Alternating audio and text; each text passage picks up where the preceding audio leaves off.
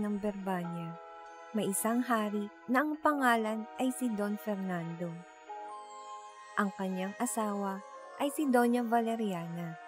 Sila ay may 3 anak na lalaki. Ang pinakamatanda ay si Don Pedro. Ang ikalawa ay si Don Diego. At ang bunso ay si Don Juan. Eksena 1. Ang may sakit na hari. Sa palasyo ng Berbanya, nakahandusay si Haring Fernando. Nakaluhod si Don Juan. Haring Fernando, anak, ang tanging lunas sa aking sakit ay ang awit ng ibong Adarna. Don Juan, hahanapin ko ito, ama. Magbabalik ako. Mabilis na lumisan si Don Juan sakay ng kanyang kabayo. Eksena 2. Ang punong engkantado. Sa bundok Tabor, nakita ni Don Juan ang ginintuang ibong Adarna. Ibong Adarna, haya't mamahinga, sa awit ko'y sumama. Nagsimulang antukin si Don Juan, pero dumating ang ermitanyo. Sumigaw ang ermitanyo, hiwain mo ang iyong braso gamit ito at tapalan ng dayap upang hindi ka makatulog. Sinunod ni Don Juan ang utos at matagumpay na nahuli ang ibong Adarna. Eksena 3. Ang pagtataksil. Sa daan pa uwi, sinalubong siya nina Don Pedro at Don Diego. Don Pedro, hindi ka na makakabalik sa kaharian, bunso. Pinagtulungan nilang bubugin si Don Juan at iniwang sugatan sa gubat. Kinuha nila ang ibong Adarna at umuwi. Eksena 4. Ang katarungan. Sa palasyo, hindi umawit ang ibong Adarna.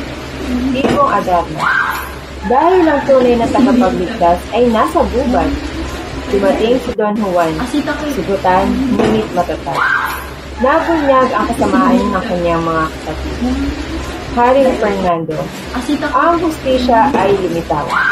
Pinarusahan sina Don Pedro at Don Diego. Eksena 5. Ang pag-iibigan. Sa isang kaharian, nakilala ni Don Juan si Doña Maria Blanca. Nagpakita siya ng tapang upang makuha ang kanyang kamay. Doña Maria, mahal kita, Don Juan. Sagot naman ni Don Juan, at mamahalin kita magpakailanman. Nagpakasal sila sa isang marangyang kasalan sa Berbanya. Eksena 6. Ang huling awit. Matapos ang maraming taon ng paghahari, tumanda na sina Don Juan at Doña Maria. Sa huling pagkakataon, umawit ang ibong Adarna habang yakap ni Don Juan ang kanyang reyna. Ibong Adarna, ang pag-ibig ay walang hanggan. Dahan-dahan nilang ipinikit ang kanilang mga mata at sa ilalim ng liwanag ng buwan, magkasama silang namaalam. At dito nagwawakas ang kwento ng ibong Adarna.